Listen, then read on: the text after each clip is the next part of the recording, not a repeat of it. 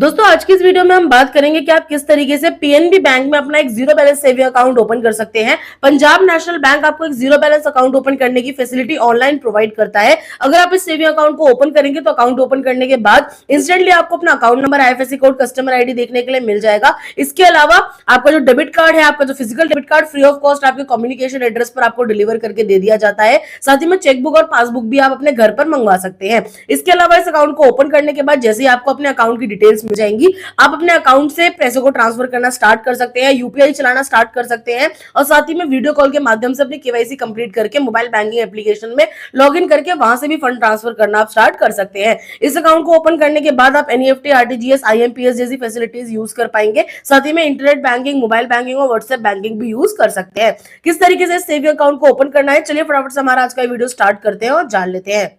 PNB bank में अपना saving account open करने का लिंक आपको वीडियो की डिस्क्रिप्शन में मिल जाएगा। आप जैसे लिंक पर क्लिक करेंगे आप इस तरीके की वेबसाइट पर ओपन हो जाएंगे। सबसे पहले आपसे यहाँ पर पूछा जाता है कि आपका पहले से कोई सेविंग अकाउंट या करंट अकाउंट है पीएनबी बैंक में। तो हम पहली बार अपना सेविंग अकाउंट ओपन करने वाले हैं तो नो वाले ऑप्शन को सेलेक्ट करेंगे। उसके बाद नीचे आपको एक टिक बॉक्स देखने के लिए मिलेगा, इस टिक बॉक्स पर आपको टिक करना है। उसके बाद आपके सामने कंसेंट फॉर्म खुल करके आ जाएगा। आपको पेज को स्क्रॉल डाउन करना है और नीचे आई एग्री वाले ऑप्शन पर क्लिक कर लेना है। उसके बाद यहाँ पर सबसे पहले आपसे आपका नाम पूछा जाएगा, तो जो नाम आपके केवाईसी डॉक्यूमेंट यानी कि आपके आधार कार्ड, पैन कार्ड पर हो वो नाम आप यहाँ पर एंटर करेंगे। मोबाइल नंबर यहाँ पर एंटर करेंगे। यहाँ पर आपको एक कैप्चा कोड देखने के लिए मिल जाएगा। इस कैप्चा कोड को जैसे आप देख सकते हैं 66+6, तो इसका जो भी आंसर है उसका आंसर आप यहाँ पर एंटर करेंगे और उसके बाद सेंड ओटीपी वाले ऑप्शन पर क्लिक करेंगे। उसके बाद आपके दिए हुए मोबाइल नंबर पर एक ओटीपी कोड भेजा जाएगा। वो ओटीपी आप यहाँ पर फिल करके नीचे प्रोसीड पर क्लिक कर लेंगे। ओटीपी फिल करने के बाद यहाँ पर आपसे आपकी एक ईमेल आईडी पूछी जाएगी, तो ईमेल आईडी आप वही एंटर करिएगा जो आप रेगुलरली यूज करते हो, क्योंकि इसी ईमेल आईडी पर लास्ट में आपके पास आपके अकाउंट की डिटेल्स आने वाली हैं। तो अपनी ईमेल आईडी आप यहाँ पर एंटर करेंगे और नीचे सेंड ओटीपी वाले ऑप्शन पर क्लिक करेंगे। उसके बाद आपकी ईमेल आईडी पर एक ओटीपी कोड भेजा जाएगा। वो ओटीपी आप यहाँ पर फिल कर लीजिएगा और उसके बाद नीचे वेरीफाई एंड प्रोसीड पर आप क्लिक करेंगे। उसके बाद यहाँ पर आपसे आपके आधार कार्ड का नंबर पूछा जाएगा। अपने आधार कार्ड का नंबर आप यहाँ एंटर करेंगे। उसके बाद आपको नीचे टिक बॉक्स पे टिक कर लेना है। टिक बॉक्स पे टिक करने के बाद आपके सामने आधार कंसेंट फॉर्म खुल करके आ जाएगा। आपको सिंपली आई एग्री वाले ऑप्शन पर क्लिक करना है। उसके बाद नीचे आप सेंड ओटीपी वाले ऑप्शन पर क्लिक कर लेंगे। उसके बाद आपके आधार कार्ड से लिंक मोबाइल नंबर पर एक ओटीपी कोड भेजा जाएगा। वो ओटीपी आप यहाँ पर फिल करेंगे। ओटीपी फिल करने के बाद नीचे आपको वैलिडेट ओटीपी का ऑप्शन मिलेगा, इस पर आप क्लिक करेंगे। उसके बाद आप देखेंगे आपका जो आधार कार्ड है वो वेरीफाई कर लिया जाएगा। अब आपको ओके वाले ऑप्शन पर क्लिक कर लेना है। इसके बाद आप देखेंगे यहाँ पर आपसे आपके पैन कार्ड का नंबर पूछा जाएगा, तो अपने पैन कार्ड का नंबर आप यहाँ पर एंटर कर लेंगे। आपके आधार कार्ड पर जो आपका डेट ऑफ बर्थ है वो यहाँ पर आपको देखने के लिए मिल जाएगा। लेकिन अगर आपको अपना डेट ऑफ बर्थ यहाँ पे नहीं मिलता है तो आप कैलेंडर वाले ऑप्शन पर क्लिक करके अपना डेट ऑफ बर्थ खुद सेलेक्ट कर लीजिएगा और उसके बाद नीचे वैलिडेट वाले ऑप्शन पर आप क्लिक करेंगे। उसके बाद आप देखेंगे आपका जो पैन कार्ड है वो भी वेरीफाई कर लिया गया है। अब आपको ओके वाले ऑप्शन पर क्लिक करना है और ये सारी डिटेल्स फिल करने के बाद नीचे आप नेक्स्ट वाले ऑप्शन पर क्लिक कर लेंगे। इसके बाद अब आपको अपनी कस्टमर डिटेल्स फिल करनी है। सबसे पहले आपका अपना जेंडर आप यहाँ पे सेलेक्ट करेंगे, मेल, फीमेल या थर्ड जेंडर। प्रीफिक्स यानी कि अपना टाइटल यहाँ सेलेक्ट करेंगे, मिस, मिस्टर, मिसेस जो भी आप यूज करते हैं।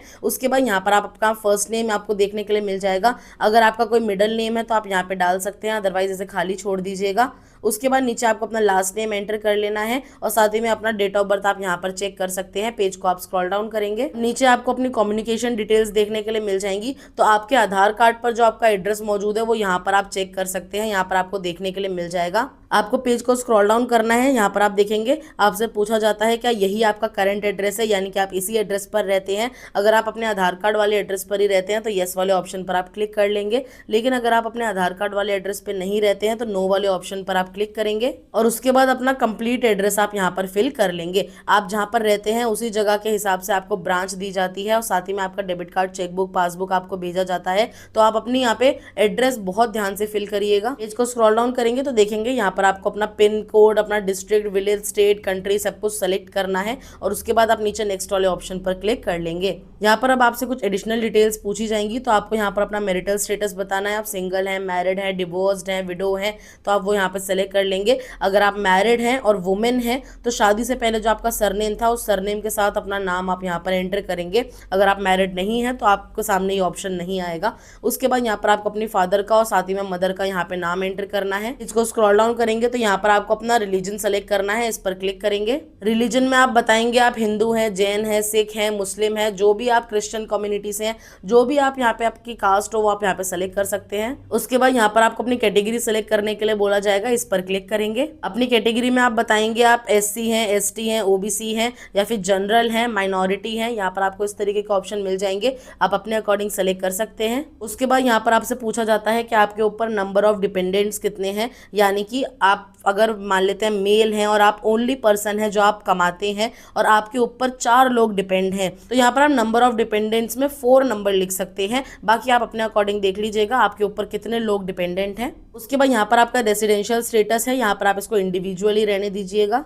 पेज को स्क्रॉल डाउन करेंगे तो यहाँ पर आपको कस्टमर टाइप सेलेक्ट करने के लिए बोला जाएगा, इस पर आप क्लिक करेंगे। कस्टमर टाइप में आपको सेलेक्ट करना है कि आप क्या काम करते हैं, आप स्कॉलरशिप होल्डर हैं, आप सर्विस करते हैं, सीनियर सिटीजन हैं, पुलिस में है, कोई भी आप काम करते हो वो आप अपने अकॉर्डिंग सेलेक्ट कर लीजिएगा। अगर आप जॉब या बिजनेस वगैरह करते हैं तो यहाँ पर आपको सर्विस का ऑप्शन मिल जाएगा, इस पर आप क्लिक कर सकते हैं। जैसे कि मैंने भी यहाँ पर सर्विस ही सेलेक्ट किया है। अब यहाँ पर आपको कस्टमर स्टेटस वाले ऑप्शन पर क्लिक करना है। इस पर क्लिक करने के बाद यहाँ पर आप देखेंगे आपको 2 ऑप्शन मिलते हैं, हैंडीकैप्ड और अदर्स। अगर आपके हाथ पैर बिल्कुल सही सलामत है तो आप अदर वाले ऑप्शन पर क्लिक कर लेंगे, लेकिन अगर हाथ पैर में कोई प्रॉब्लम है तो आप यहाँ पे हैंडीकैप सेलेक्ट कर सकते हैं। उसके बाद यहाँ पर आपको अपनी एजुकेशन क्वालिफिकेशन बतानी है, इस पर क्लिक करेंगे। यहाँ पर आपको बताना है आपने कितनी पढ़ाई करी है, below SSC, graduate, HSC, others, professional, post graduates, SSC, ये सारे ऑप्शन आपको मिल जाएंगे, आप अपने अकॉर्डिंग सेलेक्ट कर सकते हैं।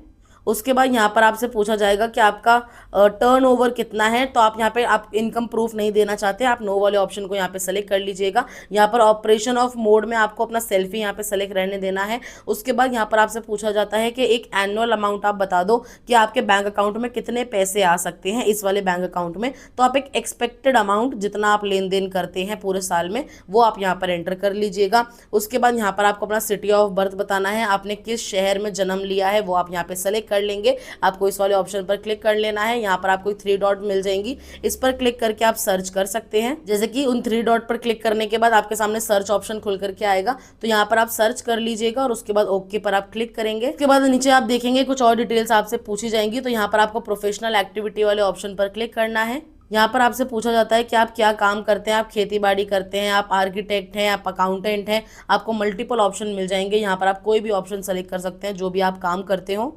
उसके बाद यहाँ पर आपको ऑक्यूपेशन टाइप वाले ऑप्शन पर क्लिक करना है। इसके बाद आप देखेंगे यहाँ पर आपसे पूछा जाएगा फार्मर है, फाइनेंस में है, गवर्नमेंट एम्प्लॉय है, हाउसवाइफ है, Indian coast guard, industrialist, jeweller, labour, बहुत सारे आपको ऑप्शन मिल जाएंगे, आप अपने फील्ड के हिसाब से सेलेक्ट कर लीजिएगा।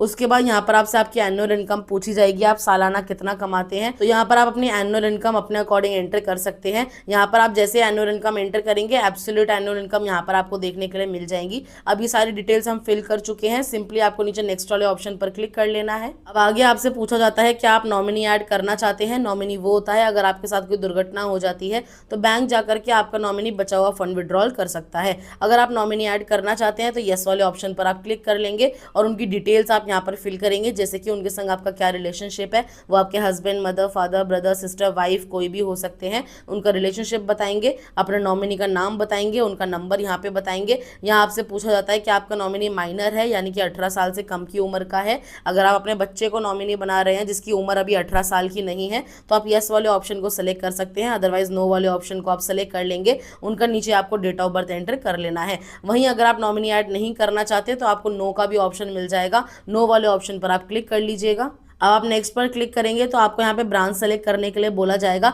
सबसे पहले आपको अपनी स्कीम सेलेक्ट करनी है, इस वाले ऑप्शन पर आप क्लिक करेंगे। स्कीम में आप देखेंगे आपको यहाँ पर PNB बैंक के सारे ऑप्शंस मिल जाएंगे सेविंग अकाउंट के। अब आपको कौन सा सेविंग अकाउंट ओपन करना है उसके बारे में मैं आपको बता देती हूँ। सबसे पहले आप देखिए PNB सेलेक्ट ग्रोथ अकाउंट है, सेलेक्ट एडवांस अकाउंट है। वुमेन्स के लिए भी यहाँ पर आपको 3 तरीके के अकाउंट देखने के लिए मिल जाते हैं, लेकिन अगर आप एक नॉर्मल सेविंग अकाउंट ओपन करना चाहते हैं तो यहाँ पर आपको PNB उन्नति सेविंग फंड अकाउंट देखने के लिए मिल जाएगा। इस अकाउंट को हम यहाँ पे सेलेक्ट कर लेंगे। अकाउंट सेलेक्ट करने के बाद अब यहाँ पर आपको ब्रांच की सोल ID सेलेक्ट करनी है, तो यहाँ पर आपको ये 3 डॉट देखने के लिए मिल जाएंगी, इस पर आप क्लिक करेंगे। उसके बाद आपको क्या करना है, आपको अपनी सिटी यहाँ पे सेलेक्ट कर लेनी है। मान लेते हैं आप गाजियाबाद में रहते हैं तो आप यहाँ गाजियाबाद सेलेक्ट करिएगा। अब आप जिस एरिया में रहते हैं गाजियाबाद के उसके आपको यहाँ ऑप्शंस मिल जाएंगे, वो आप अपने अकॉर्डिंग सेलेक्ट कर लीजिएगा। वही आपकी ब्रांच की सोल ID होती है। उसके आगे आपको यहाँ पे नंबर देखने के लिए मिल जाएंगे, आप उसको कहीं पे लिख कर रख लीजिएगा और उसके बाद नीचे ओके वाले ऑप्शन पर आप क्लिक करेंगे। जैसे ही आप सोल आईडी यहाँ पे सेलेक्ट कर लेंगे, ब्रांच का नाम आपको यहाँ पर देखने के लिए मिल जाएगा। अब आपको पेज को स्क्रॉल डाउन करना है। यहाँ पर आपसे पूछा जाता है कि आपको क्या क्या फैसिलिटीज चाहिए पीएनबी बैंक की साइड से। तो यहाँ पर अगर आपको डेबिट कार्ड चाहिए, आप कैश विड्रॉल करना चाहते हैं, तो आप इस ऑप्शन को ऑन कर लेंगे, इसको सेलेक्ट कर लीजिएगा। चेकबुक चाहिए तो इसको भी सेलेक्ट कर सकते हैं। एसएमएस अलर्ट और ई स्टेटमेंट यहाँ पर पहले से ही सेलेक्टेड होती है। मोबाइल बैंकिंग चाहिए तो आप इसे भी ऑन कर लीजिएगा। इंटरनेट बैंकिंग चाहिए तो आप इसे भी ऑन कर सकते हैं। और ये डिटेल्स फिल करने के बाद आप नीचे नेक्स्ट वाले ऑप्शन पर क्लिक करेंगे। इसके बाद अभी तक आपने जितनी भी डिटेल्स फिल करी हैं वो सभी आपको यहाँ पर देखने के लिए मिल जाएंगी। एक बार आप ये सारी डिटेल्स चेक कर लीजिएगा। अगर आप कुछ भी एडिट करना चाहते हैं तो एडिट वाले ऑप्शन पर क्लिक करके अभी एडिट कर सकते हैं। अगर आप कुछ भी एडिट नहीं करना चाहते तो नीचे आएंगे और सबसे पहले आपको यहाँ पे टिक बॉक्स देखने के लिए मिलेगा। टर्म्स एंड कंडीशंस को आपको यहाँ एक्सेप्ट करना है। जैसे ही आप टिक बॉक्स पर टिक करेंगे, आपके सामने कंसेंट एंड डिक्लेरेशन फॉर्म खुल करके आ जाएगा। आप आई एग्री वाले ऑप्शन पर क्लिक करेंगे और उसके बाद नीचे नेक्स्ट वाले ऑप्शन पर आपको क्लिक कर लेना है। इसके बाद अब देखेंगे, अब आपको वीडियो कॉल के माध्यम से केवाईसी कंप्लीट करने के लिए बोला जाएगा। केवाईसी कंप्लीट करने के लिए आपको नीचे प्रोसीड अहेड वाले ऑप्शन पर क्लिक करना है। इसके बाद आपकी जो कॉल है वो एक एजेंट के साथ कनेक्ट की जाएगी।